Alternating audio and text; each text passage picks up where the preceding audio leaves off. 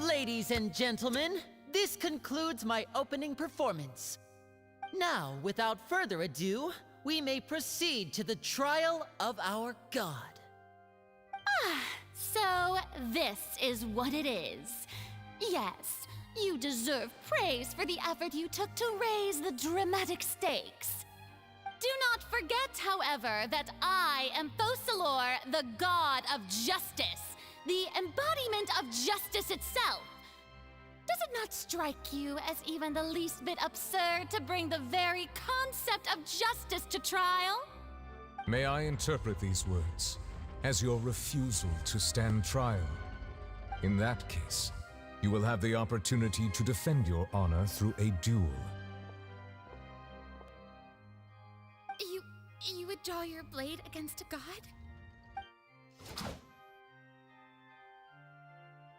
I see. It seems like you have made up your mind.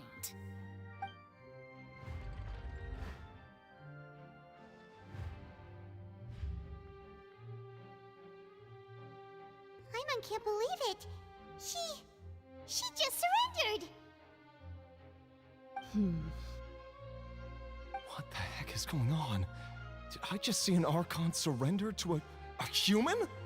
Wow, how utterly humiliating. Lady Farina, what is the meaning of this? It would seem that there has been a misunderstanding. To be clear, the raising of both hands is not always an indication of surrender. Looking for excuses again, huh? I raised my hands just now to indicate my acceptance of the trial. No duel shall be necessary.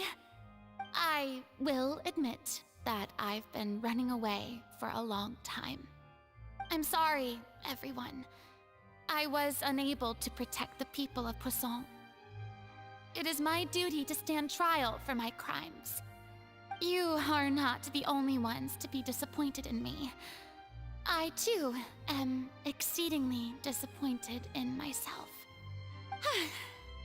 But now, it is time for the Gidro Archont to show you her courage and resolve. I, Farina, will use this trial to show the world the true meaning of justice! This time, I will protect you. Applaud and rejoice! One of the most outrageous and fantastical arcs known to the opera epiclese is now unfolding before your eyes.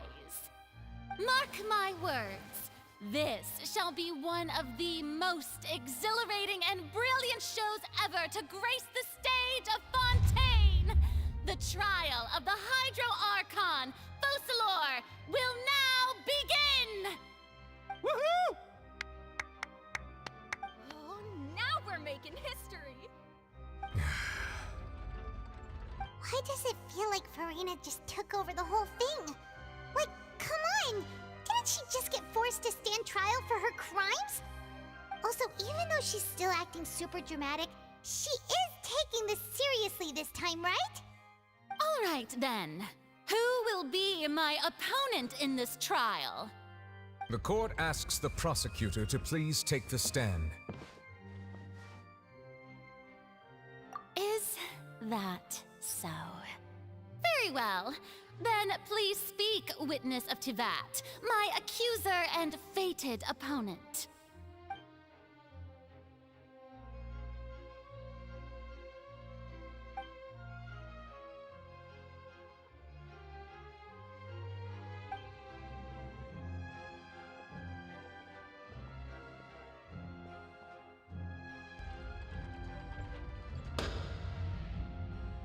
Also, please allow me to ask, as a final question before the trial begins. Just how much work did you do to force me onto this stage? Well, we did do a lot of prep after the meeting that day. I can go over the tasks assigned to the Spina di Rosula, since they were rather straightforward and easy. Navia, the president of the Spina di Rasula. Most of the people who participated in the disturbance this morning were my subordinates. They changed into plain clothes and came to the Opera House as regular audience members, waiting for the perfect opportunity to incite insurrection against you. The people's resentment against their Archon has been building as more and more of the prophecy is fulfilled. A spark was all we needed to turn smoldering anger into a flame.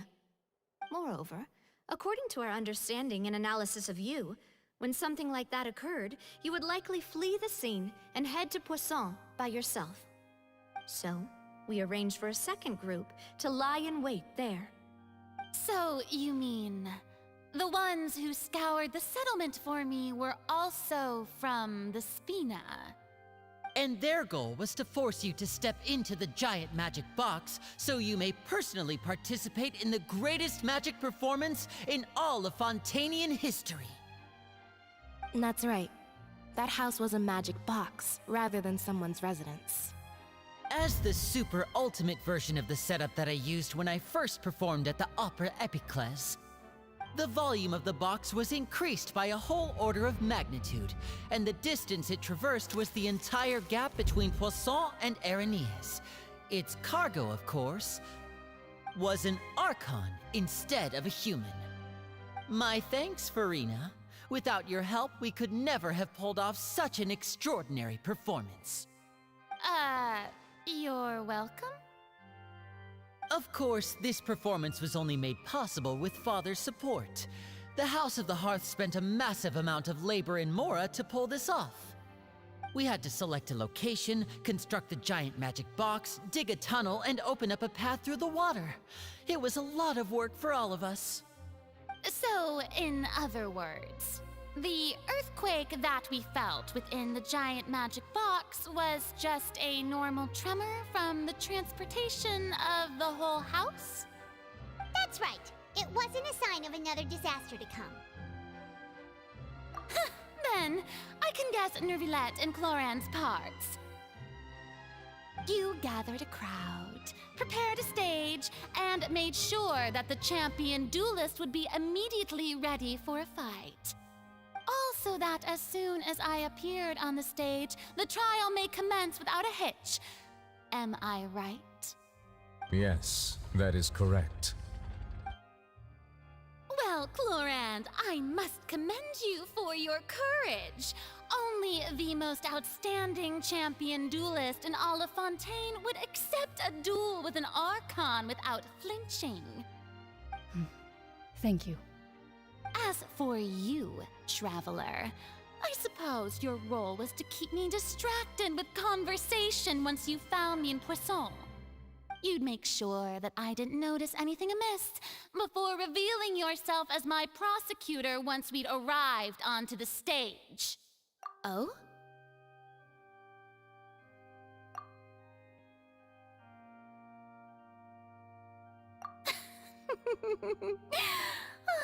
Is that so?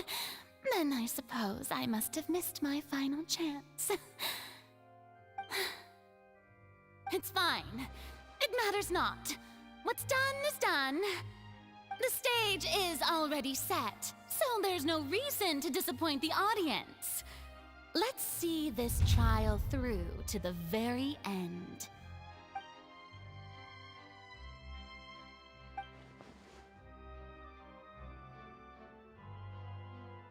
Madam Prosecutor, please allow me to pass this along. This is a document that Miss Charlotte applied for and received permission to share with you during the trial. According to her, it should speed up the proceedings. Huh? Charlotte wanted to give us something? Oh, so she's here too! Hey, Charlotte! Oh, let Paimon see. Isn't this the exclusive interview that she did with us before? So she... Wait, then that means this document is a perfect timeline of everything that's happened ever since we stepped foot in Fontaine! So in other words, we can refer to this anthology of evidence every time we want to use something from our journey as evidence for an argument! Let's quickly confirm the information in it. Just think of it as a refresher, alright? You defeated the Hydro Archon in the very first duel you took part in at the Opera House. That's one for the history books, all right.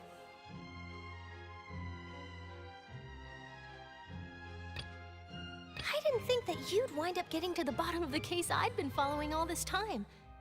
I guess you could also see this as a happy coincidence. This is the first time Monsieur Neuvillette had a difference of opinion with the Oratrice.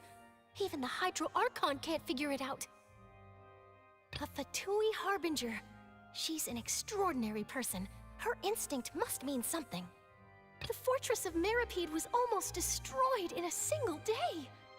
That I didn't witness that scene personally will always be a source of professional regret, I think. According to Monsieur Neuvillette, both I nearly lost my awesome friend Navia.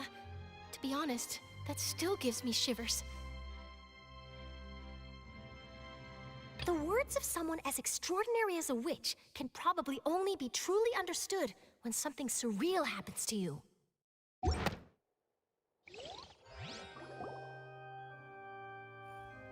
The prosecution and the defense are both in position. The trial shall now begin. Oh, come on, Neuvillette. There's no need to repeat all the unimportant legalese. Just fast forward to the part where the prosecution lays out my offenses. As the defendant and the lead actress of this performance, I still haven't even been informed of my supposed guilt in all of this. Of course, it is only natural for humans to struggle to understand the actions of a god. However, you will need more than that to convict. That's true, but my charge here is unrelated to your conduct as an Archon. Instead, I would like to charge you as a fraud who's never been the Archon in the first place. Wait, what was that? Lady Farina's a fraud? Hey, I came here thinking that we were going to try the Hydro Archon for forsaking her duty, but did I hear that right? She's not our Archon at all? Charge accepted. Lady Farina, do you plead guilty to the charge? Lady Farina. I plead not guilty. How can I be guilty? There is no way that I, Fauchelor, otherwise known as Farina de Fontaine, a member of the Seven and the Regina of all waters, kindreds, peoples, and laws of Fontaine, could be anything other than your true Archon. Yeah. Even though Lady Farina can be rather eccentric, isn't it going too far to doubt her very identity? Yeah, I've never questioned her identity either. Sure, Lady Farina can be super irresponsible, but what grounds does that prosecutor have to make such a huge claim? I have cause to believe that common sense will prevail in this case. Many of the members of the audience have known me as the Hydro Archon ever since they were born. There would be no fooling their memory. See?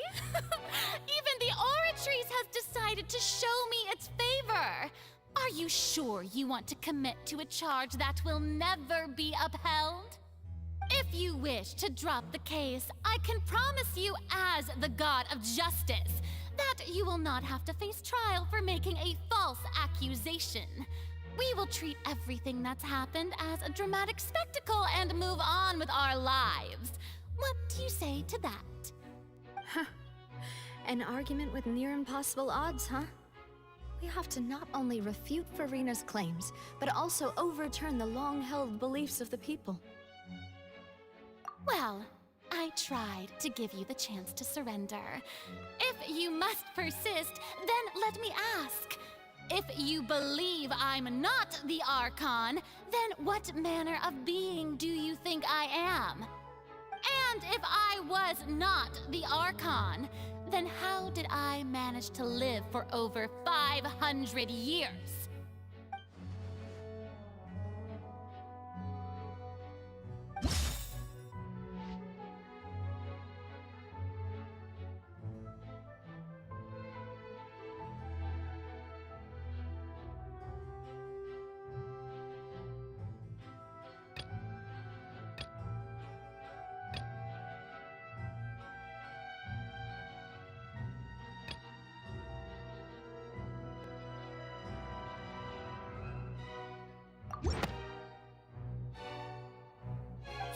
of all, you may be a member of another long-lived race, which would allow you to naturally possess an extended lifespan. And second of all, even if that wasn't the case, there could be other ways to extend your life. Who gave you that idea? Was it the knave? You'd sink so low as to use a harbinger's words against me. A curse? I once thought it possible that the aura of an Archon might naturally resemble a type of curse. But in light of this claim, perhaps what I sensed was not your divinity, but a curse after all. Nevelet sensed it too, huh? Lady Farina is actually a human? Well, it is true that it's extremely difficult to tell humans and gods apart just by looking at them. It's not impossible.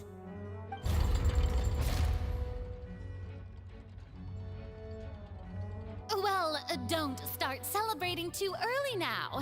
Even if I have been carrying a curse like you said, how does that prove that I am merely a human being?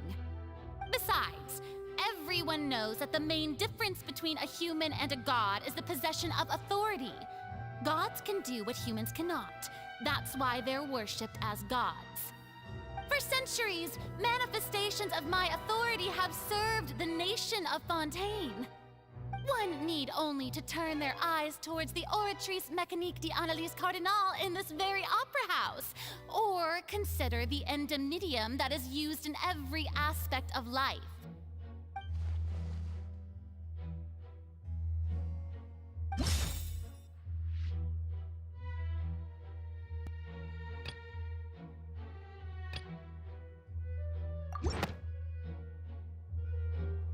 You tried to reference the Oratrice, but weren't you as confused as all the rest of us when the Oratrice declared Child to be guilty without any proof?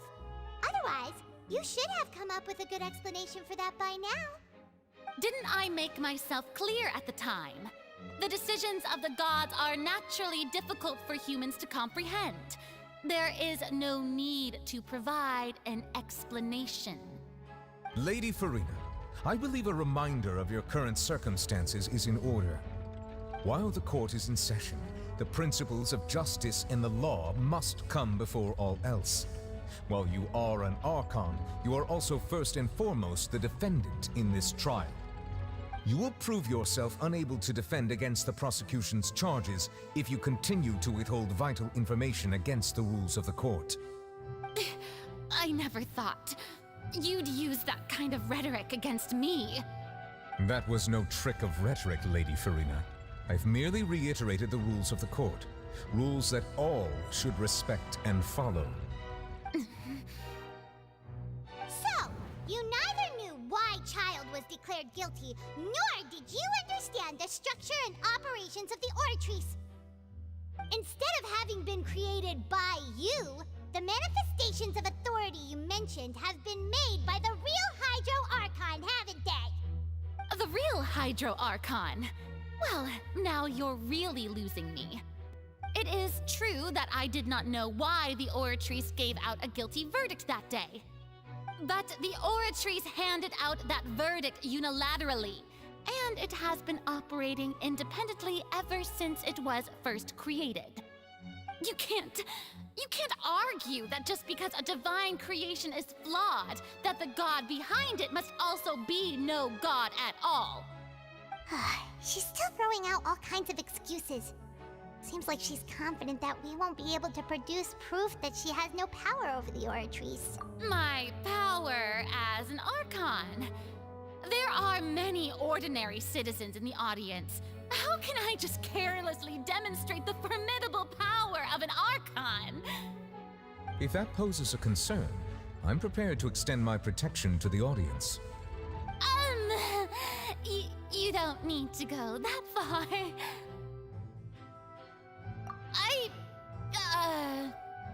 Aren't you the Hydro Archon? Or is it that you can't even wield the power of Hydro, much less the authority of a god? Indemnitium! Yes! It's all because of Indemnitium! All Archons derive their power from the faith of the people, and I've converted the people's faith in justice into indemnitium.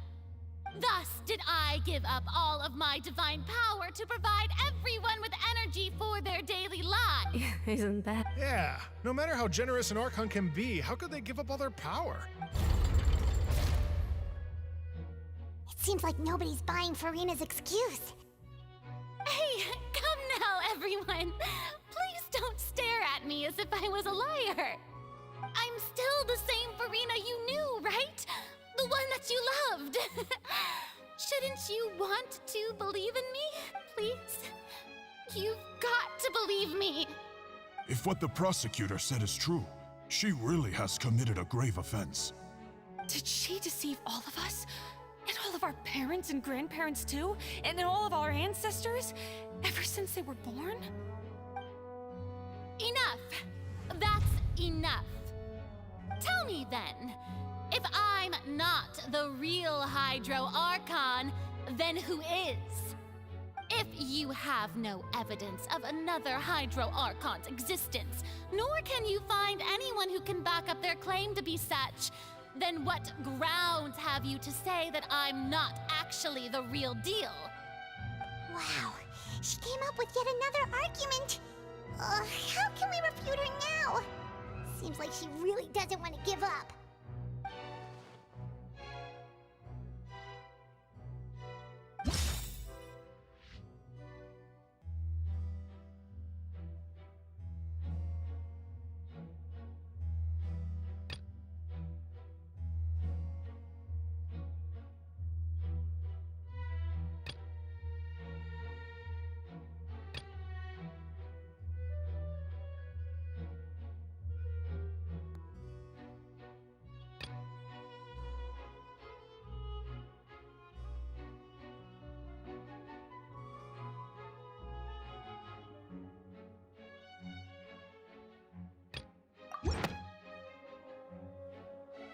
That doesn't sound right.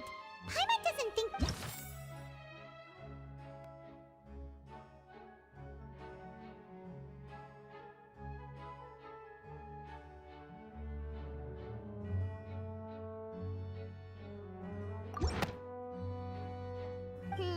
that doesn't sound...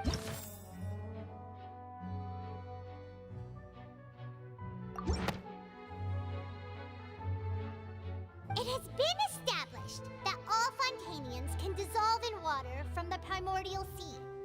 And that means... Since you insist on claiming to be a god and not a human, then there's a method that you can use right here and now to eliminate all suspicions of you being the latter.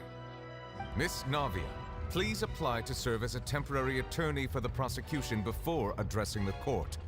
Though you act in partnership with the prosecutor, you must still adhere to proper procedure. Super sorry, Monsieur Chief Justice. I swear this really will be the last time that I'll speak out of now. I've brought some seawater from Poisson. As everyone knows, a massive flood struck the area not long ago, taking many lives, including those of some of my closest friends. So, Miss Furina, would you dare to touch some of this seawater? If we are to believe that you are indeed the real Hydro Archon, touching this seawater would have no effect on you. All it should, but if you don't dare to touch it, then we would have basically proved the reverse.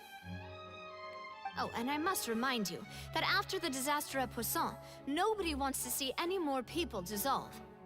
I do hope you'll act prudently and choose the simpler path of admitting guilt. Navia from the Spina di Rasula. The Spina has governed Poisson for many years. I guess her suggestion is valid. If Lady Furina is indeed just a human, she's probably Fontanian like all the rest of us. Would she...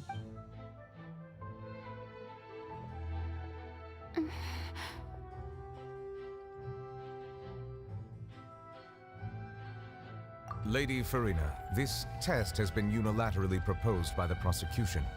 As it falls outside the realm of standard court proceedings, you possess the right to decline participation. Well, of course he had to tell her that. But refusing to participate is basically the same as a confession of guilt. She's just staring at the water without saying a single word. It really does seem like she's quite terrified of it. That could only mean...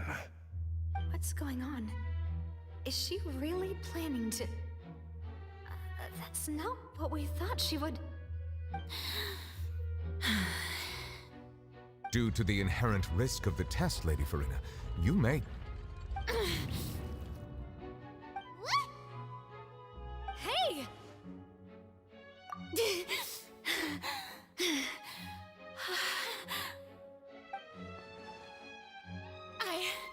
I'm fine! Look at me, everyone! My hand is still here! I haven't been dissolved! Will you believe me now? I really am your Archon! I'm nothing like a normal human who would fall apart as soon as they touch this water! Really? Was this not the most obvious thing in the world? Miss Siegewien? If you are present, Miss Siegewien, please come forward and attend to the defendant. Siegewien?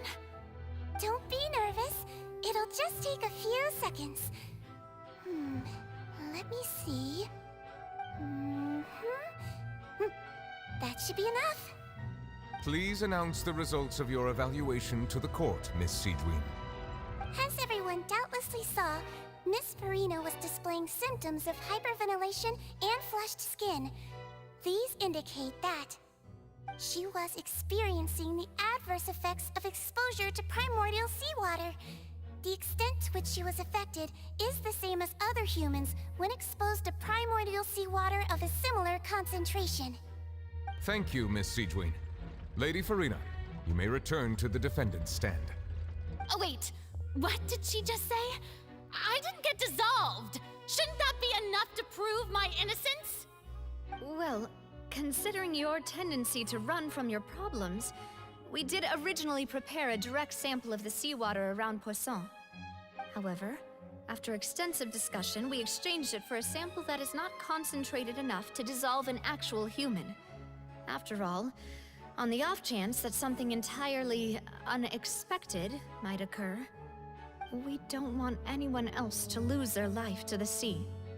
Yeah, so out of regard for Farina's life, you secured a low-concentration sample and asked the head nurse to serve as an expert witness. It's a great thing that the direct sample wasn't actually used. Farina could have... I can't believe... you...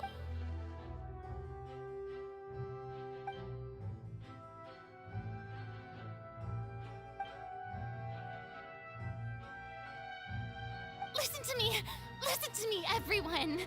Please don't give me such... Think about it! How can you conclusively prove that an Archon can't... Also, if I was really just a human, why would I dare to just put my hand in that kind of water?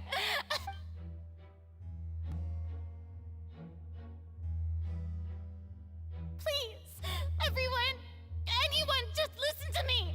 I swear, I really am your Archon!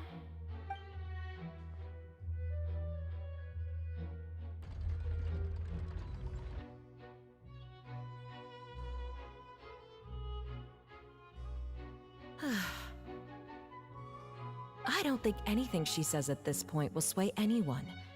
The odds are just too stacked against her now. With all the things that have been said, Paimon doesn't think there's any way left for Farina to win.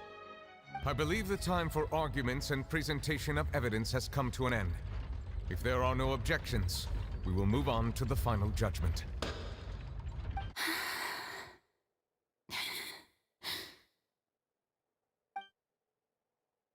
I don't think anything she says at this point will sway anyone. She's too stacked against her now.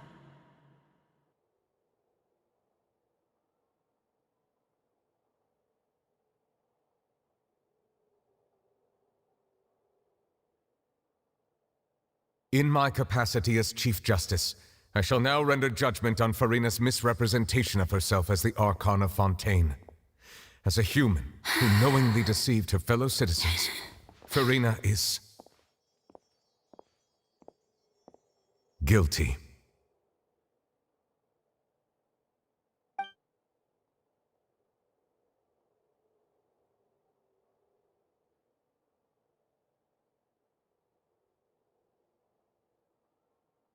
We shall now turn to the Oratrice Mécanique d'Analyse Cardinale to render the final verdict on the charges.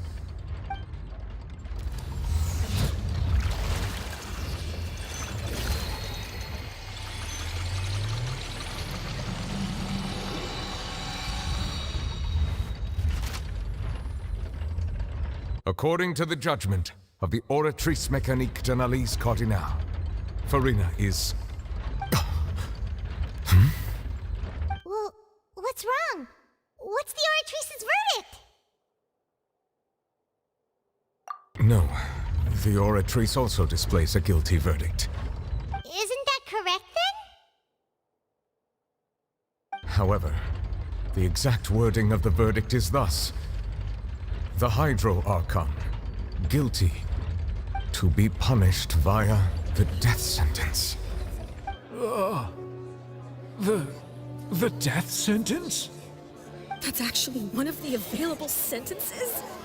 I've always thought that it was just a myth.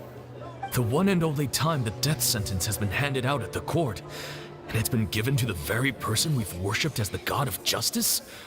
What an unexpected twist. Farina's been sentenced to death by the Oratrice? We just wanted to use the trial to show her the seriousness of things so she'd tell us the truth. How did things escalate this quickly? This outcome is indeed quite strange. According to Fontaine's current definitions of justice, as well as its recommendations for criminal sentences, is this sentence really appropriate for the crimes that have been committed? Yeah! Even Vacher wasn't sentenced to death by the Oratrice. You know, the real evil mastermind behind the serial disappearances case. Indeed. Not only is Farina's sentence overly excessive, the very point of our trial today was also to prove that Farina has never been the Hydro Archon in the first place. But now, the Oratrice seems to have deliberately invoked the title of the Hydro Archon. What does this mean?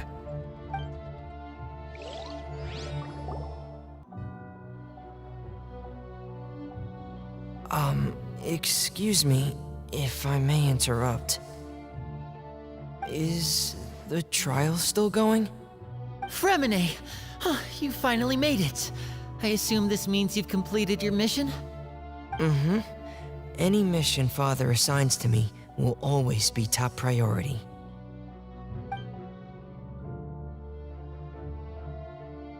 Is that the first prophecy slate? Huh. So the knave privately arranged for Fremine to try and find the missing slate. I looked everywhere and finally found it at the bottom of the sea. It took me a long time to get around some dangerous stretches of water. But has the trial already concluded? Then doesn't that mean I've come too late? Oh. Thank you for your hard work, Mr. Fremine. Please allow me to review the record left on the slate. Traveler, I believe that you have already seen the other existing slates, and would like you to come here and confirm their contents.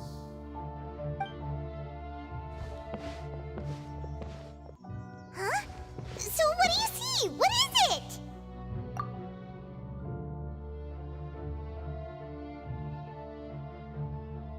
I believe I have now made sense of the Hydro Archon's crime. It has to do with Fontaine's lost history. Huh? Isn't the Hydro Archon just guilty of deceiving her people? Oh, wait, no, that's Farina, and we've already proven that she's not the Hydro Archon. So when you say Hydro Archon, do you mean the real Hydro Archon we've been kinda talking about? In truth, everything that you've encountered in Fontaine up until this point can be traced back to the contents of these stone slates. However, I'm uncertain as to how much sense they currently make to you. Okay, let's try to recall the contents of the other 3 stone slates. Paimon will do her best to help you remember.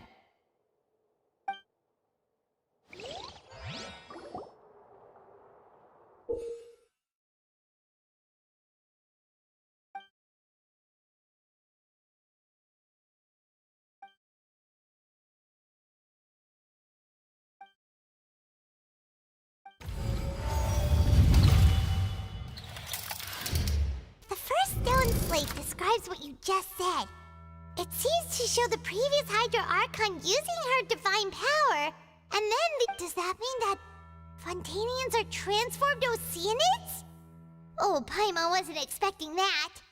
But if Oceanids can turn into humans, then perhaps this process can be reversed as well.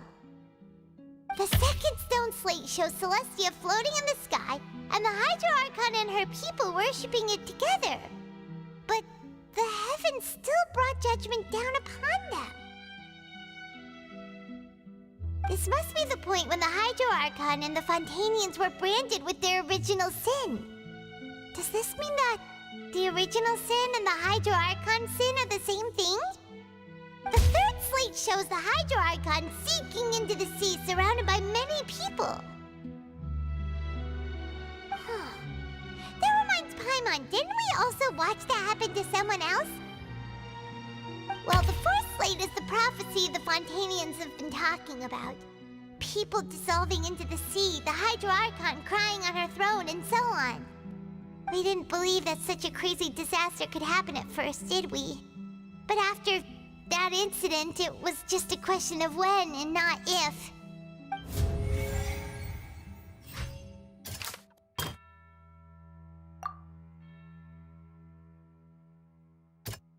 That doesn't sound quite right.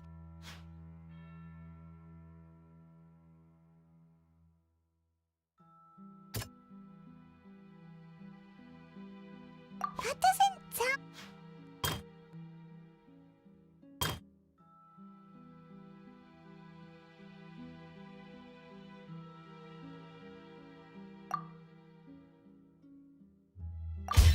We know from the case of the serial disappearances of young women, and the first stone slate tells us that long ago the Hydro Archon used her power to turn Oceanids into humans. This might be the reason that Fontanians can dissolve.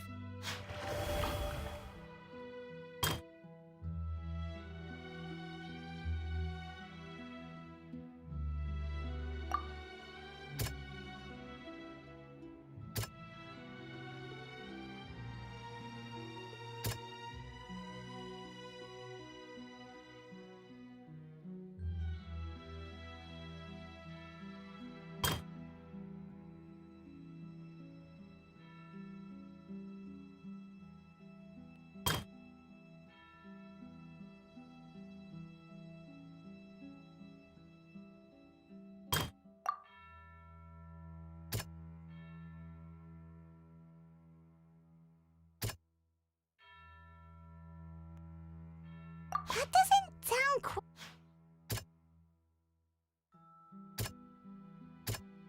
That doesn't sound... That doesn't sound... That doesn't... Perhaps what is about to take place has all happened before. The true sin of the Hydro Archon that Nervilette mentioned, and the original sin cast down on the people of Fontaine by Celestia, as recorded on the stone slates.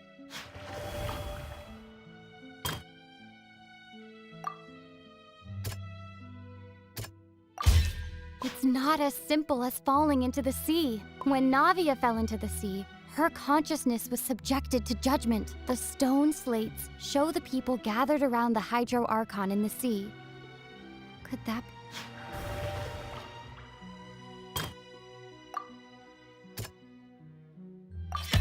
The prophecy from the stone slates found its way into society, but not many people believed it at first. The fortress of Meropide was nearly flooded with primordial seawater, which we know can cause Fontanians to dissolve. It seems increasingly likely that the prophecy may come true. If we hadn't dealt with it in time, things could have gone very badly.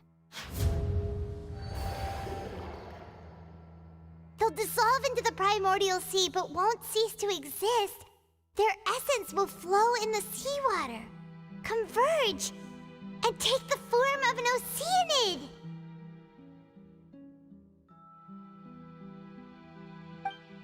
The Hydro Archon was sentenced to death in court, shocking everyone present. Perhaps this means that her sin was actually Fontaine's original sin. Navia fell into the water inside those ruins, and she nearly dissolved. She was surrounded by the people of Poisson in a court within her consciousness. And the eruption of the primordial sea at the fortress of Meripede was the surest sign that the prophecy was about to come to pass no matter what. The stone slate's contents can all be verified by recent events. If we combine what we know together, loads of truth should come to light.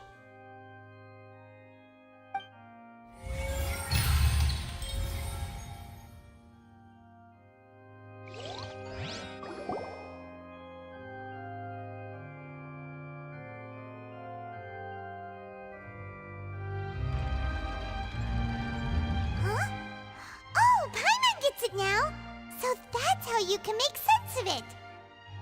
But then it feels like we're going to have to share some truly shocking revelations. Let's hear them. Incredible. Linny, did you hear that? We're not real humans. All Fontanians were originally created by the late previous Hydro Archon, with Oceanids as their basis. The evidence for that can be found in how only Fontanians could dissolve in primordial seawater, and how all the girls Vacher dissolved were also turned into Oceanids.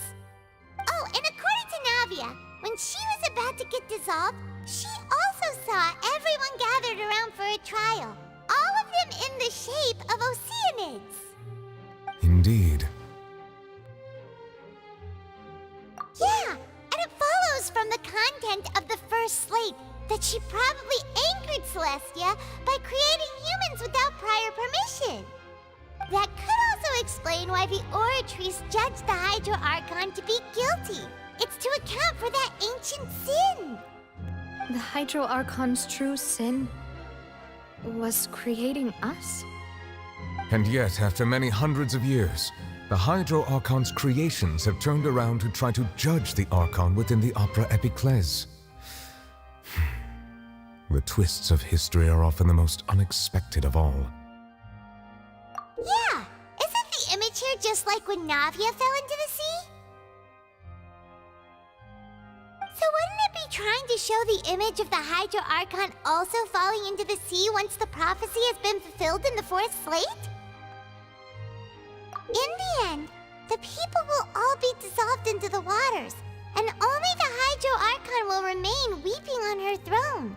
Only then will the sins of the people of Fontaine be washed away. Did Paimon get all that right? You've made some keen deductions. I must say, given how much you still don't know, it is impressive that you've already managed to connect so many pieces of the truth. However, while you were able to decode all the information on the slates, they've also been etched with an additional layer of hidden information using a different power source. When we were at the ruins, I tried to decipher the hidden information recorded in the slates. But since we only had 3 slates at the time, I was unable to come to a full conclusion. Now that the slate collection is complete, I shall make another attempt to decipher the narrative recorded within. If everything goes well, we should finally be informed of the unadulterated truth.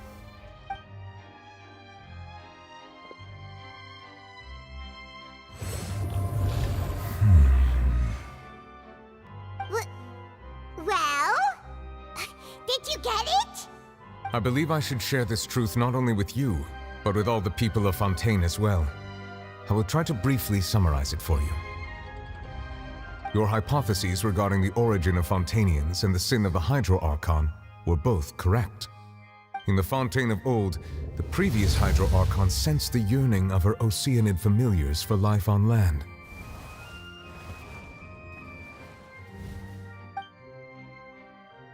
The Oceanids were enamored with the beauty and romanticism of human beings, and wishing to have those experiences for themselves, expressed to the Hydro Archon their desire to become of a similar kind. However, even though water as an element is intricately linked with the power of life, the Hydro Archon, as one of the 7, did not possess the authority to create a new form of human life. Not one to give in, she eventually found a way to create permanent humanoid bodies for her familiars by appropriating the power of this planet's primordial sea she poured primordial seawater into the Oceanid's blood vessels, creating humanoid mimics in the process. But if Fontanians were to ever come into direct contact with water from the primordial sea, the power within their bodies would escape these artificial restraints and return to the sea. As a result, their forms would collapse, and they would be reverted to their original forms as Oceanids. Of course, the Hydro Archon never received permission from the heavenly principles to create a new human race. And thus, the Hydro Archon and all of her creations came to shoulder the original sin of appropriating the power of the primordial sea. That is the true history of how the people of Fontaine first came into being. So we were all Oceanids before we turned into human beings? That's way too much information for me. I think I'm just going to pretend that I never heard a single thing. Wait, but if that's the truth, we can't let the Hydro Archon be sentenced to death. After all, her only sin was creating us. This really might be too much information for your regular Fontanian, but it does answer a lot of our questions. Alas, your hypothesis regarding the third and fourth stone slates was inaccurate. The slates' respective positions are, in fact, correct. A key point of the visual on the third slate is how all the individuals depicted in the water are humans rather than Oceanids. They have not been dissolved, which implies that the water depicted in this slate is not water from the primordial sea. The nation of Fontaine is the nation of Hydro, as well as the nation of trials and justice. Instead of being the literal element, the water in the scene symbolizes judgment and justice. You may also recall Navia's experience. When she fell into the sea, her consciousness was surrounded by that of many others who intended to hold a trial to determine her fate. Therefore, the meaning of the third slate is that the people of Fontaine shall try the Hydro Archon at the court. Yes, it refers to our present situation. I think I'm following now.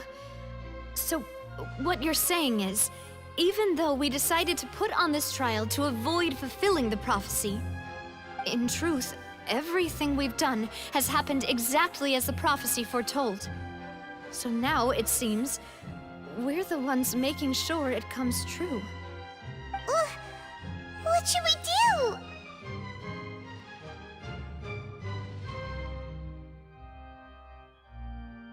Huh. No matter what, the prophecy will be fulfilled. Is this what it feels like to be a prisoner of fate? If that's the case, does that mean the scene in the fourth slate will also be fulfilled soon? Traveler, I would like to point out another small fallacy in your deductions. About the fourth slate, you probably thought that the eruption of primordial seawater beneath the fortress of Meripede served as the surest sign that the prophecy was about to come to pass, yes?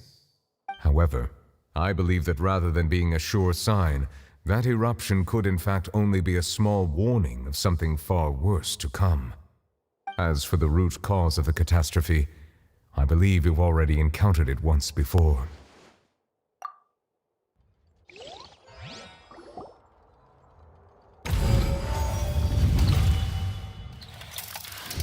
This eruption was just a small warning of the things to come. We must find the root cause of the disaster.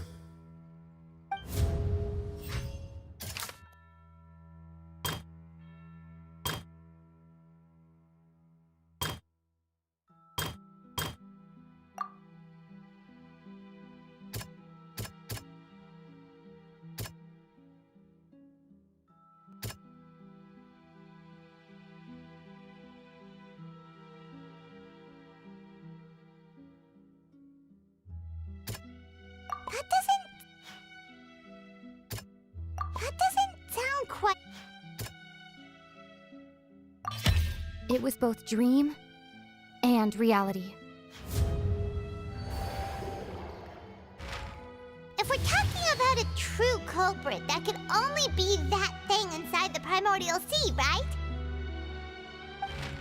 The truth, the original sin, the trial, and the root cause of the disaster.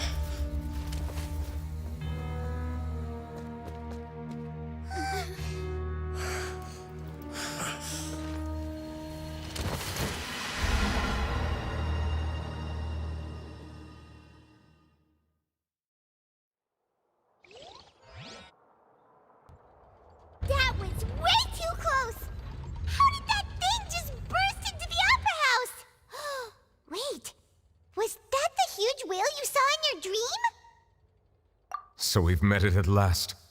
I understand very well why it has chosen to make an appearance here. That whale does not belong to Teyvat.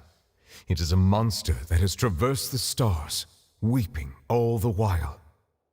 It has been greedily consuming the energy from the planet's primordial sea, using it to grow. That is the main cause for the rising sea levels. And once it has finished consuming all of the energy contained within the sea, its next step will be... You said that when the Gidro Archont first created Fontanians out of Oceanids, she filled their blood vessels with primordial seawater. Precisely. That whale finds the blood of Fontanians nigh impossible to resist. Therefore, when it left the primordial sea, it decided to make its next stop a packed opera house full of food. Food in the form of Fontanians. We just barely managed to push it back, right? In that case, won't it come back to target the people again once it's managed to recover its strength? That is correct. Indeed, it is more accurate to say that we should thank that Harbinger for buying us some time. Without him, the whale would have likely come onto land far sooner. From the way he looked, he must have been fighting the creature for quite a long time. That battle maniac. We've always known that he had a special connection with that whale, but we definitely didn't expect it to help us out like this. Anyway, now that we know that this whale is the actual cause of the disaster recorded in the prophecy, all we need to do to stop the prophecy would be to find a way to beat it up, right? It is too late. It had already absorbed too much of the primordial sea's energy before we could notice it. At this point, it has become practically integrated with the sea itself. Even if the entirety of Teyvat were to be destroyed, it could still survive and swim off towards some other world. That's not something I will accept. We've already done everything we can, and we even found the true culprit. We've come so far. You can't just tell me that the last hurdle is some impossible foe. That's just not fair. Indeed, that's not how a grand performance should end. I'll fight it to the end, no matter what. So the prophecy will be fulfilled no matter what, huh?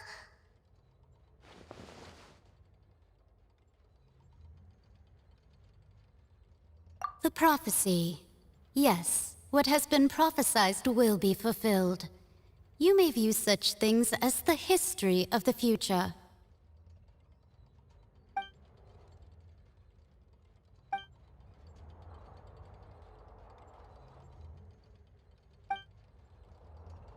Just as prophecies are usually only the future as seen from the perspectives of the gods, could things be happening in hidden corners where the gods' gaze does not fall? Ultimately, fate shall serve as your only guide, no matter what will happen in Teyvat's future. All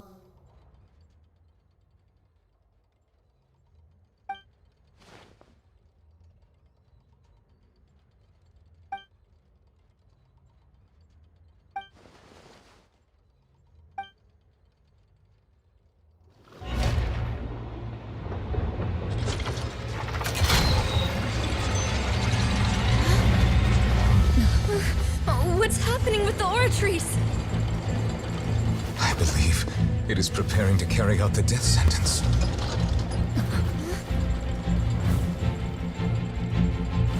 Furina!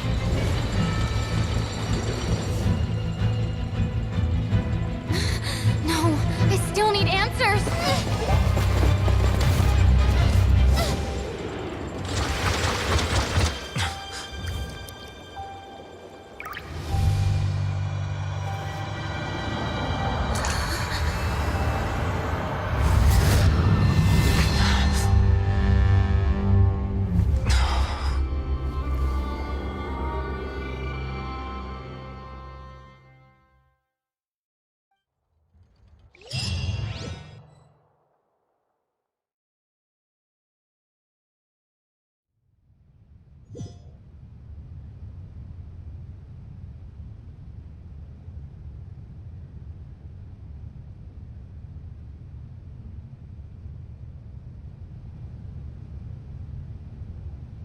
You.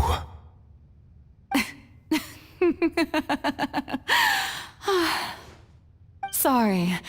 That shocked expression on your face is just too amusing. I couldn't help myself. You are not Farina. Who are you? The sweet sound of bewilderment. Marvelous. A sure sign that my attempt to deceive everyone was a resounding success. But to answer your question, I am Focalor. You know, the god. Focalor. Why did you deceive us? Oh, that wasn't my goal, of course. Goodness, no. But I had to fool everyone else too, if I was to stand any chance of deceiving the heavenly principles. Deceiving the heavenly principles? It's all because of that pernicious prophecy. Dreadful, wasn't it? Everyone doomed to dissolve. Fontaine condemned to be flooded. One was not amused. In fact, one was positively bemused when that problem was thrust upon me by my dearest predecessor. That's the former Hydro Archon Egeria, for the uninitiated.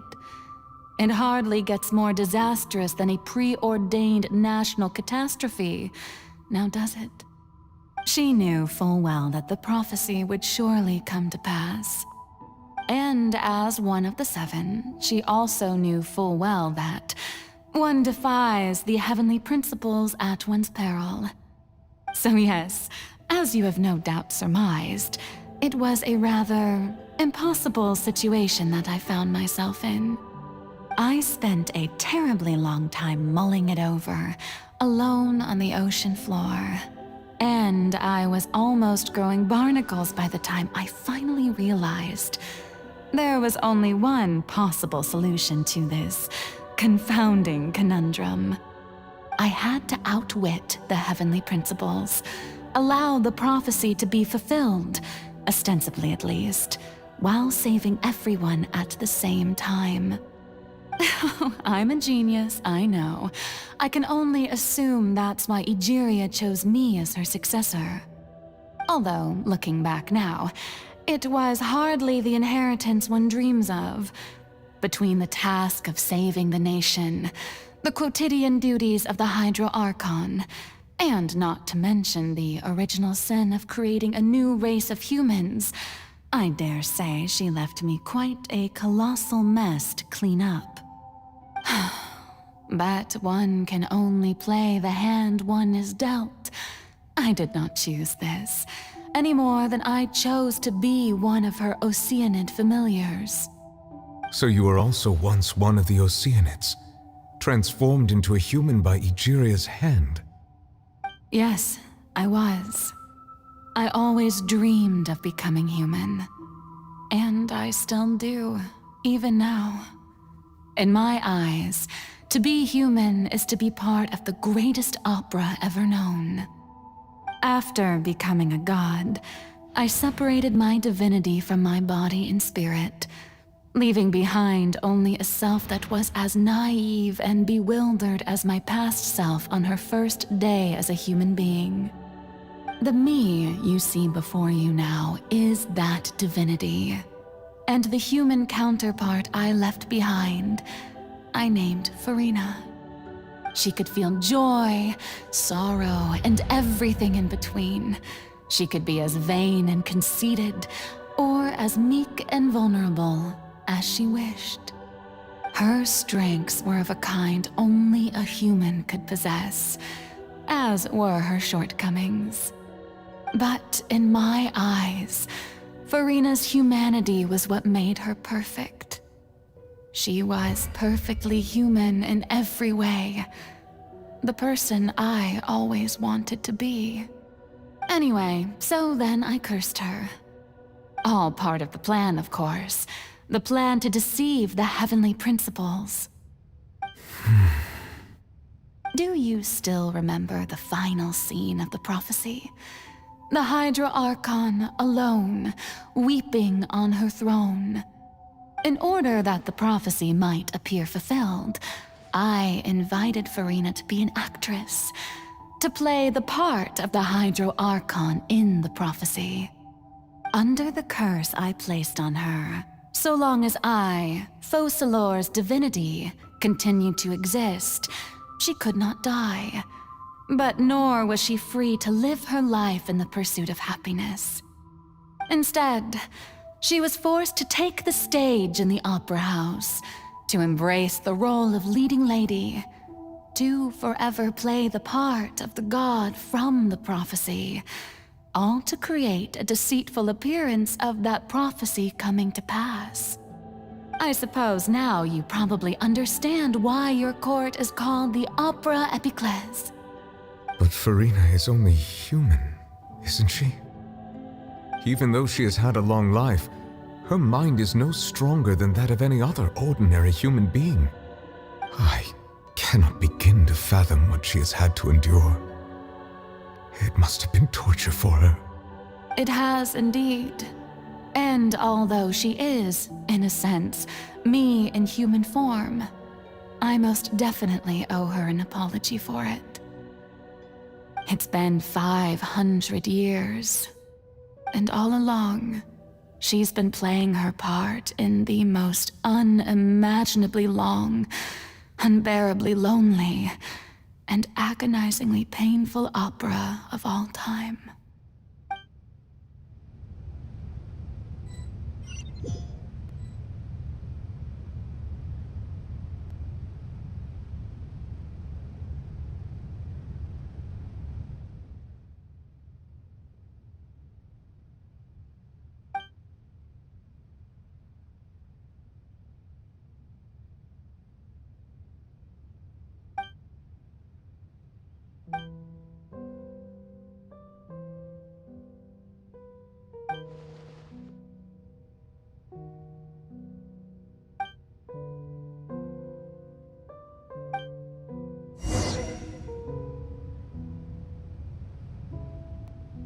Behold!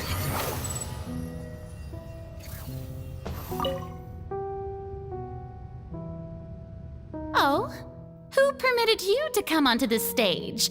Now, I understand your admiration for my august self, but I must ask you to keep to the rules. All right. It is not my intent to reprimand you. There is no need to state your name. Just be off with you. Do not distract me from my performance. Oh, do not jest. Can you not feel it? I am Focalor. The eyes of countless Fontanians are upon me. I must, at all times, display the utmost elegance and nobility.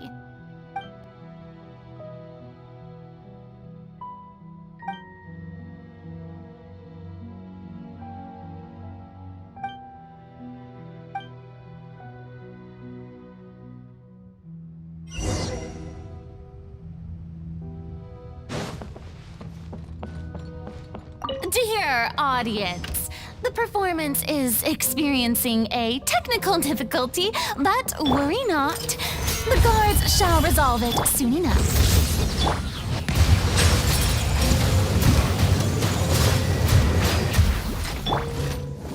Your sins weigh upon your soul. Guilty. You stand condemned.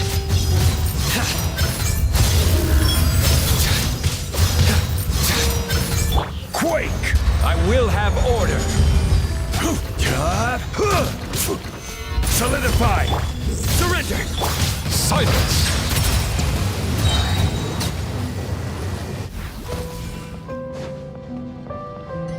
Hey, what gives? The audience is still watching me, you know. Guards? Wait, where are the guards? Guards!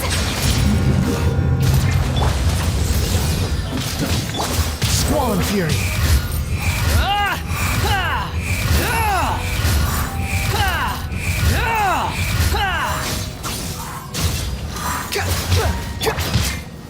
Stabilize!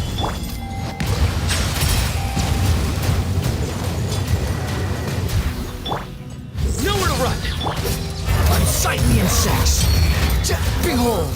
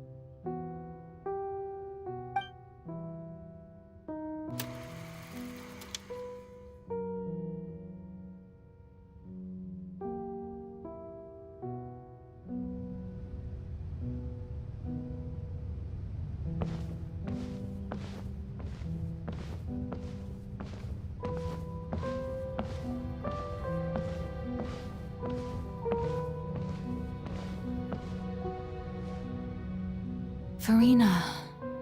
Farina. Huh? Who's that? Who's calling me? Where are you?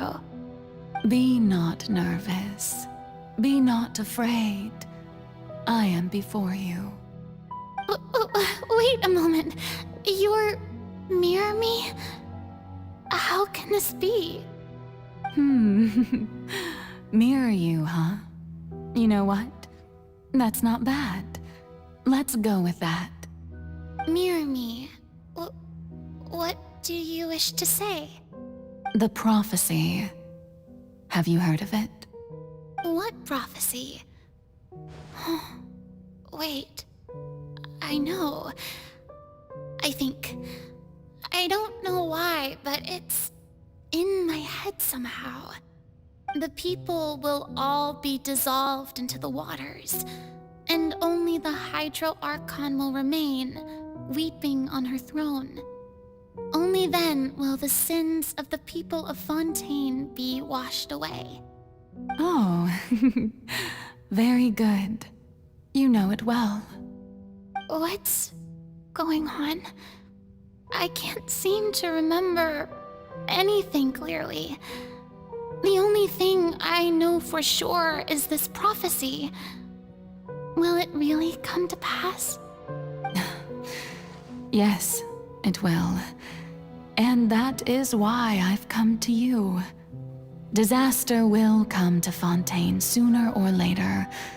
Things will develop just as the prophecy declared.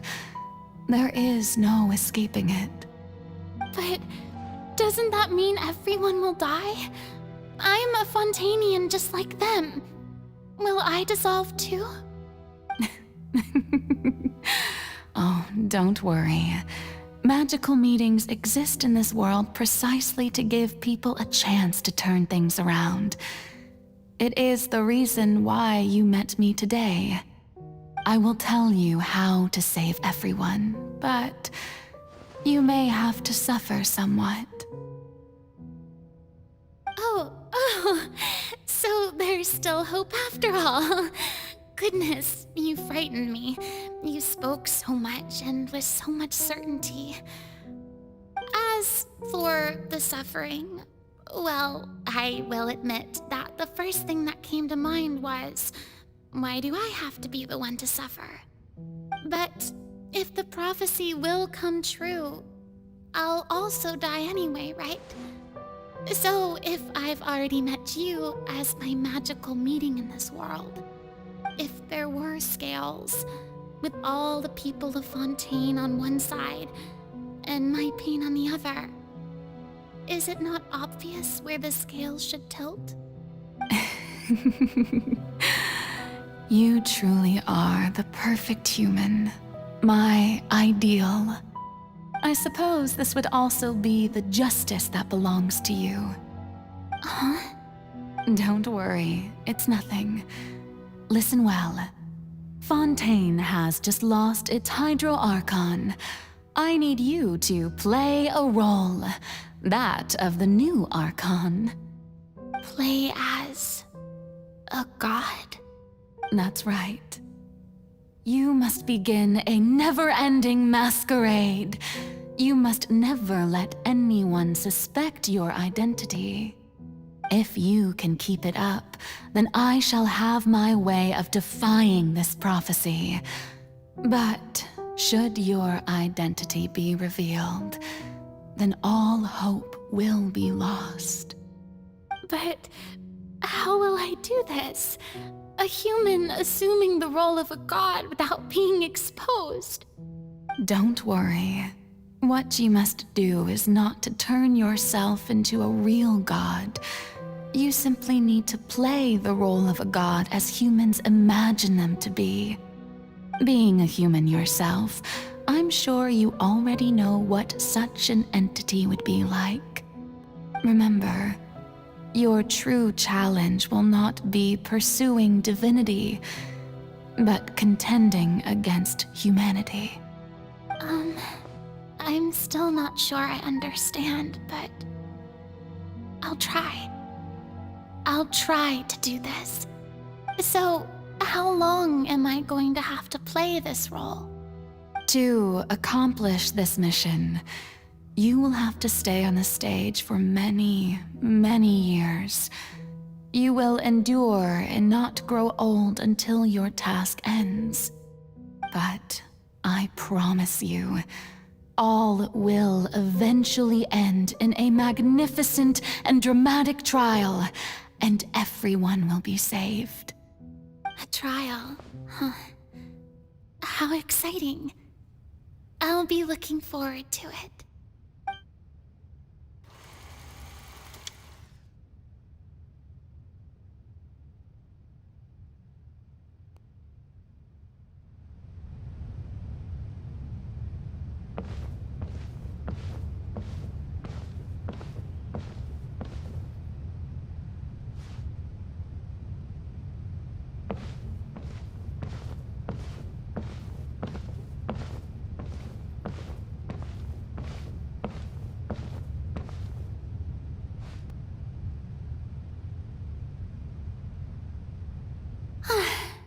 The Maison Cardinalise has announced my accession, but this is my first time facing the people.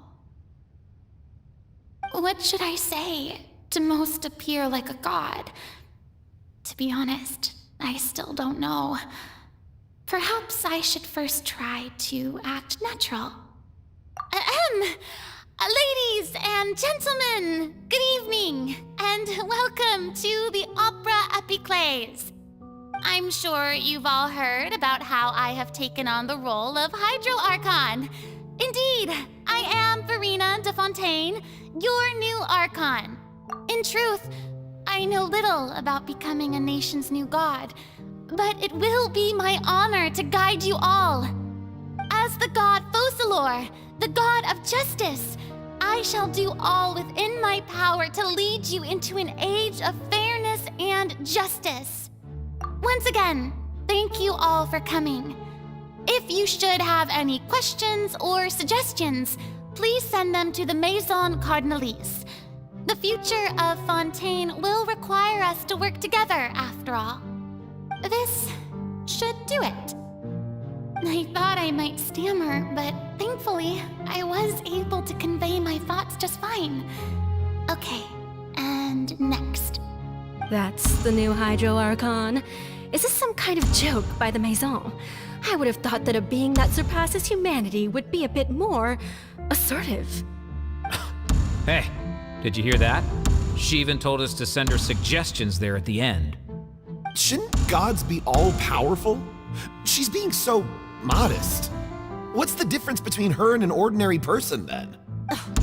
If you ask me, perhaps the succession didn't actually happen. She might just be a Maison-back puppet. Wait, what's going on? Why is everyone suspecting me of being a fake? Oh, this is bad. If I get exposed here, there'll be no saving the people from the prophecy. Right. Mirmi said that I just need to play the role of a god as humans imagine them to be. Calm down, Verena. Think. What do the people want? How would they imagine a god to speak and act? Assertive, with a strong sense of presence.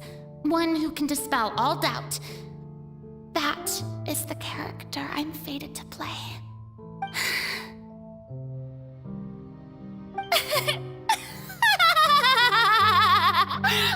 Oh, very good, my people. Only ones such as you are deserving of my rule. Now, I was wondering if some weak puppet were to one day come onto the stage and claim ownership of this opera house, would the children of Fontaine follow them?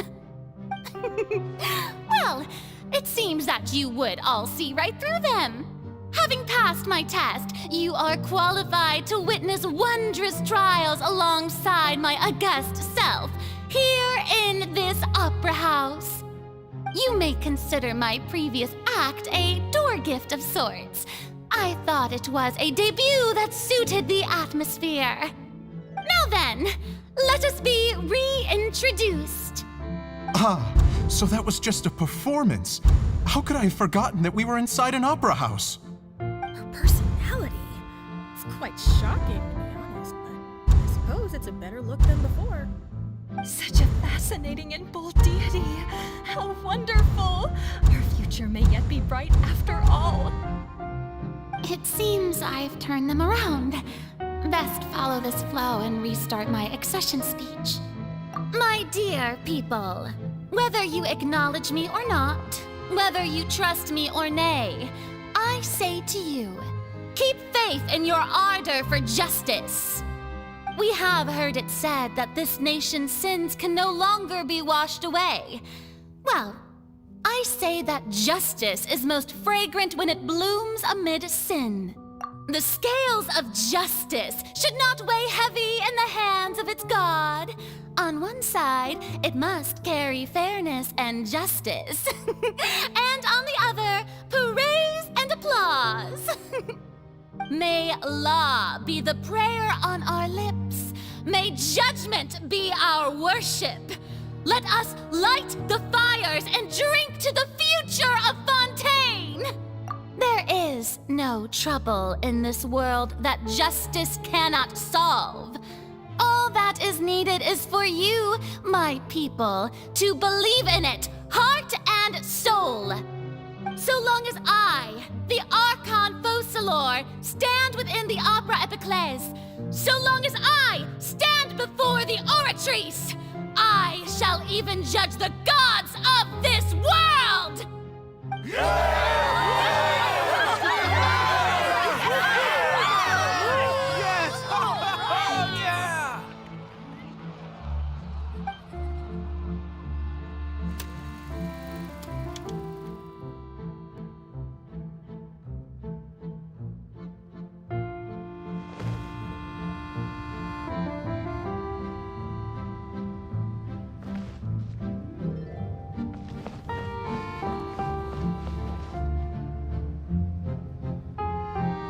Lady Farina, here are today's case reports, as well as a summary of the follow-up for your perusal. Come now, was I not just at the Opera House in person? Leave these kinds of things to Neuvillette. Besides, none of these trials were the one that I'm looking forward to the most. If I may be so impertinent, what kind of trial are you truly looking forward to? A magnificent, dramatic, and wondrous trial. A trial to end all things. How could you hope to understand? That's true. I fear I lack the ability to grasp your divine thought, Lady Archon. No need for fright, and do not take what I said before too seriously. Go now, do your duties. The trial I await. It will come one day.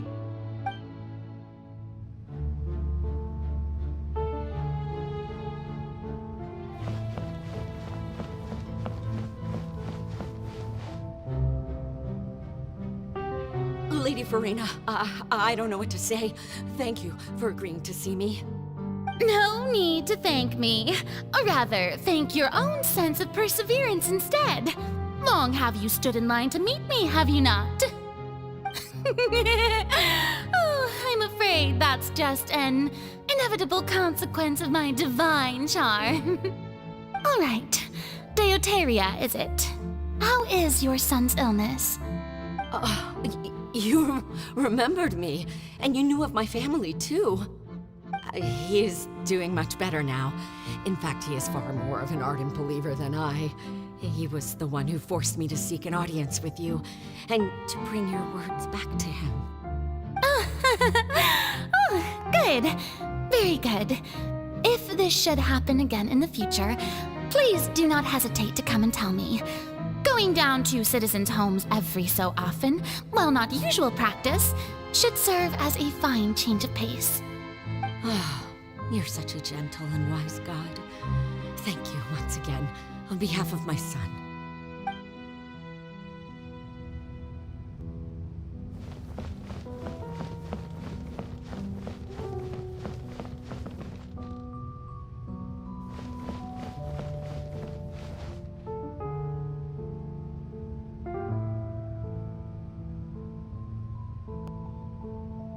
Lady Farina, here are the latest hydrological reports.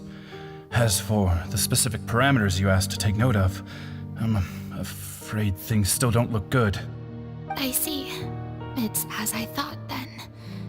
As your god, I did already expect this, but I wanted to see how far your human wisdom would allow you to analyze it. All manner of signs indicate that the prophecy will still come to pass. Forget it. That's not something you need to worry about right now. Well, as I understand it, the Fontaine Research Institute is also trying to find a way to counter the rising water levels. Really? Have they found anything?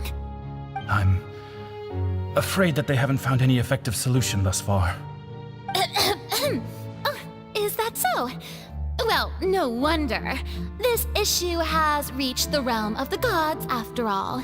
Still, their spirit is praiseworthy.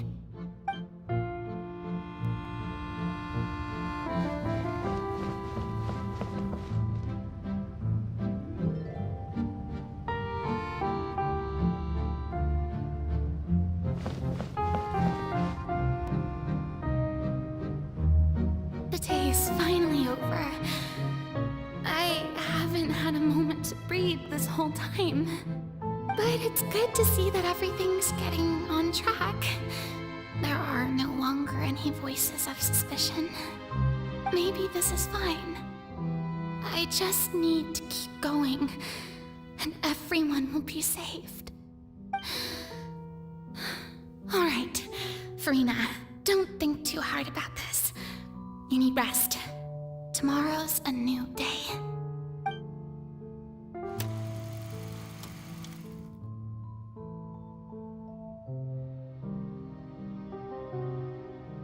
Lady Farina, here are the new trial reports for the latest cases, as well as a summary of the follow-up. There'll be no need for that. I've seen them already. There's no need to go back over scenes I've witnessed in person before. Lady Farina, I've waited so long for this chance to see you in this manner. Indeed, my dear, loyal citizen. This joyous moment is an honor for us both. Lady Farina, we're detecting significant hydrological anomalies near Poisson. Understood. Keep monitoring. Keep me informed should anything come up at the Institute.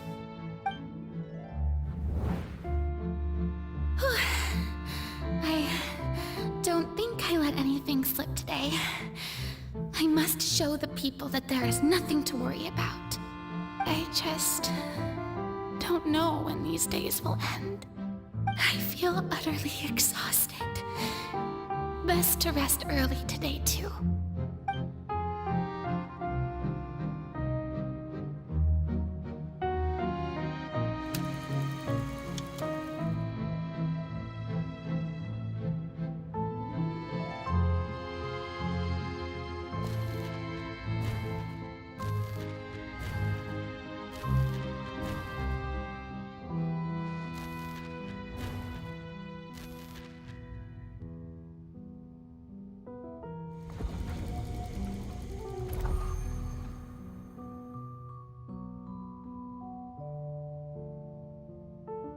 Lady Farina, it's like a dream being able to speak with you up close like this.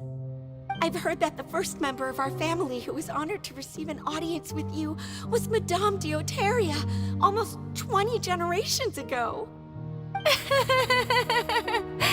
And what a fine family yours is indeed. It brings me great joy to meet such a faithful believer. A descendant of a line most ardent. Surely you exaggerate, Lady Farina. My lady? What is it, good citizen? Oh, are you crying? Oh, really now? I didn't even notice. This must be the overflow of hydro from my person. Well, can't quite help being the god whose dominion is the waters, can I? No wonder. No wonder. A manifestation of your power, then. Oh, Archon, I am honored to have witnessed it. Honored indeed.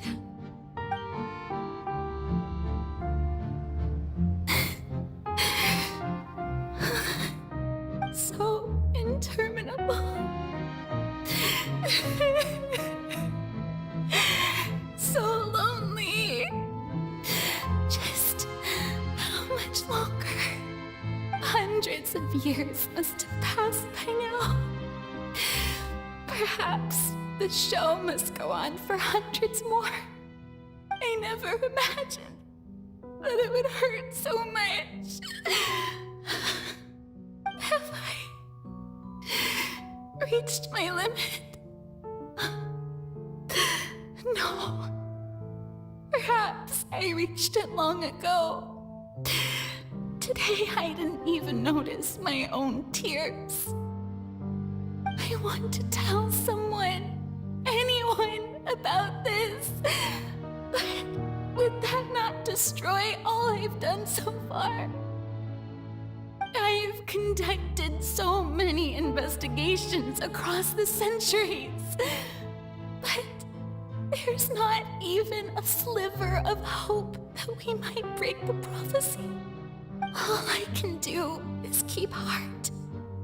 I must maintain this act. It is the only way to save Fontaine. Please, mirror me. You have to succeed.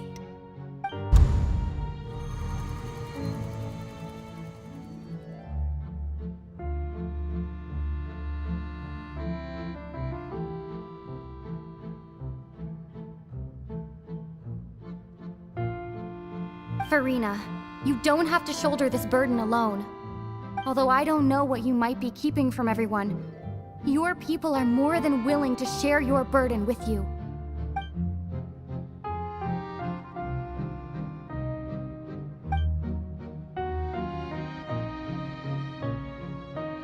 Share my burden. That's impossible. It was fated right from the start that this would be my duty alone. But even if your burden doesn't need to be shared, you can still choose to confide in someone. Just share it with me. I'm what you'd call a witness. A witness? Yes, I've heard that you came to Tevat from beyond the stars, yes. In other words, you never belonged here. And if Tevat is, in its entirety, a show on a stage, then you're just a spectator, aren't you? If that's the case... She's right. I could confide in her, couldn't I? But if things don't play out as expected, the people of Fontaine will be the ones to pay the price. No, Farina, you shouldn't be selfish. But what if it's really all right? Farina, you've worked so hard for so long. Surely it would be okay to put yourself first for once. Just this once. Is it such an outrageous thing to do anyway? To find someone in whom you can confide your frustrations and sorrows? Surely it could not hurt. If you let this opportunity slip through your fingers, it might never come by again. Think about it long and hard.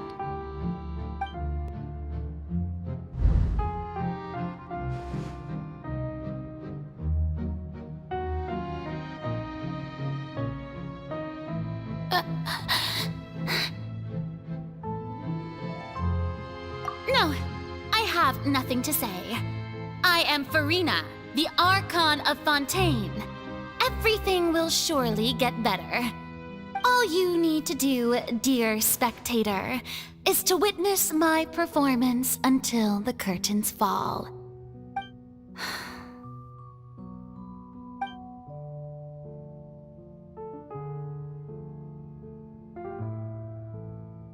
Fine.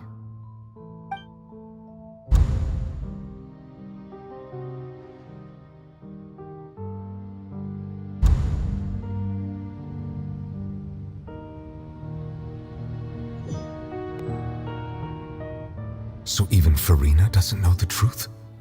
You've never once let her in on the full plan? Yes, it had to be done. To deceive the heavenly principles, you must first deceive yourself. She did very well. If she had let her resolve falter even once in these 5 centuries, Fontaine would have been doomed to the most tragic fate. It seems that trusting humanity was the right decision after all. I believe that I understand how your deception works, but that is only half the truth, is it not? How would you build on this foundation to save the people of Fontaine? That is the most important thing. Ah, good. Of course, the Iudex of Fontaine has pinpointed the crux of the issue. I'm sure you've long sensed that the Oratrice is no simple machine, yes? I've always suspected that it had its own consciousness, and Lenny did mention that he heard a human voice within the core chamber. It now seems that that person was you, hidden within the machine all along. Am I right? And then I became one with the Oratrice, taking Fontaine's gnosis with me. Yes, it would seem so, wouldn't it? Alas, your understanding of this device still lacks sufficient depth. In truth, it is no enactor of justice. It is, in fact, a device created to kill the god of justice. I beg your pardon? Oh, you have it. And to be more precise, not only will the Oratrice take down the god of justice, it will also take down the divine throne upon which she has been placed. I mean, did you think I would be the sort to enjoy peaceful repose while Farina suffered? My work over these last 500 years has been to constantly accumulate indemnitium within the Oratrice. But really, some have already discovered that only a small fraction of the energy generated by the device was ever used to provide power to Fontaine. The vast majority had to be, accumulated to enact this death sentence. It was all a part of your plan then? Both the trial and the sentence? Indeed. This power, accrued over 5 centuries, could have sustained Fontainians for millennia had it only been used for that purpose. Almost all of it has now been stored within the Oratrice. But only power of this magnitude could hope to destroy the Gidro Archon's divine throne, shaking the rules established by Celestia and breaking through the institution that is the Seven. So the Oratrice's call for death was for neither Farina nor Focalor, but for the Gidro Archon. The destruction of that divine throne. If I do not misunderstand your intent, you must be... Returning what's rightfully yours to you, of course. In other words, this was all done to return the authority of the Gidro Archon to the Hydro Dragon of this planet. But...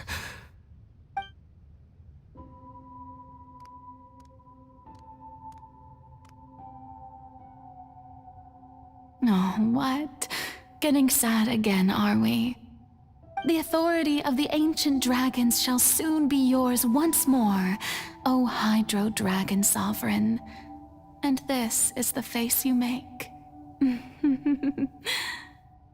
All you've done throughout the years is just so you can sacrifice yourself at the very end. I've never quite seen it that way, you know. Even now, I'm quite pleased at how well my deception worked.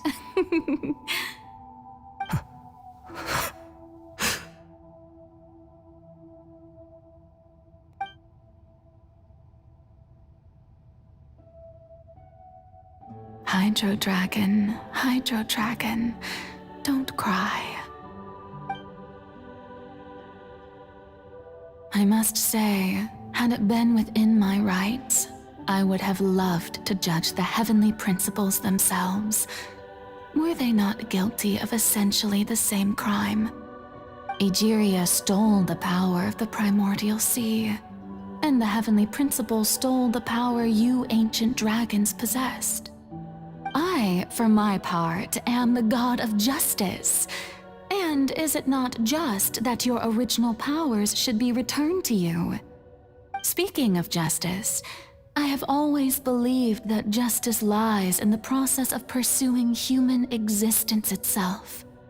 So, if the theft of the primordial sea's might was Fontaine's original sin, then, leaving matters of procedural right and wrong aside, the descent of the Fontanians as humans and their right to exist in this world would be Fontaine's original justice. In other words, existence was Egeria's justice, and to me, justice is the continuation of that existence. Defying the prophecy and ensuring that Fontaine's people shall live on, that should be the justice enthroned over all others. At this point, we, whether it be myself or all other Fontanians, have shouldered the burden of this sin for far too long.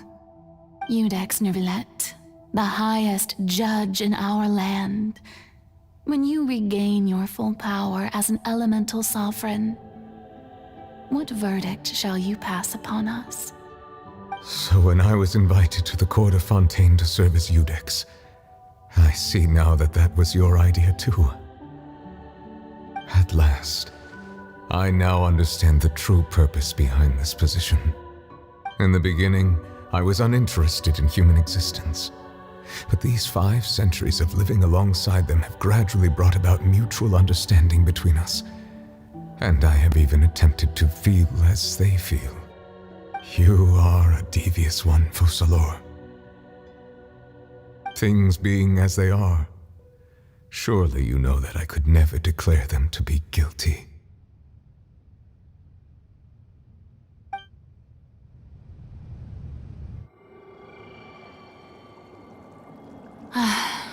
The hour of my execution is almost here.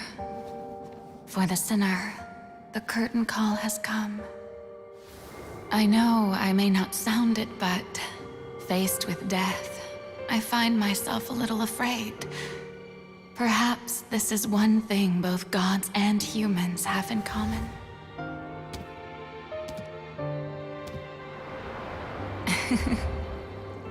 Farewell, Neuvillette. I hope you've enjoyed the part you played these 500 years.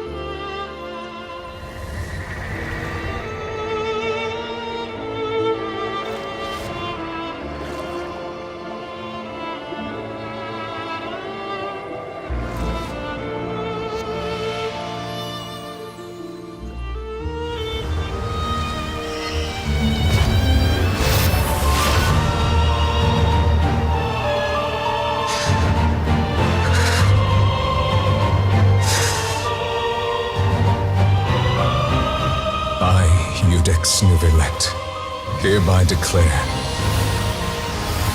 people of Fontaine, your sins are forgiven.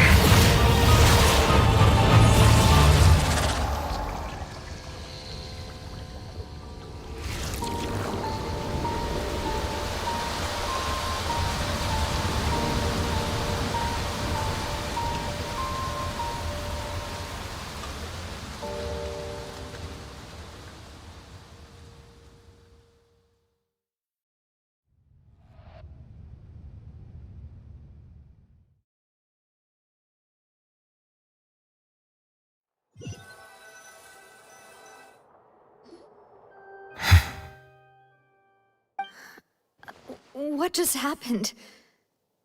Has the death sentence been carried out? Was that bright light some sort of misdirection? I have a feeling that something huge just happened. But since we're all still alive and haven't been dissolved, I assume whatever happened was good for us.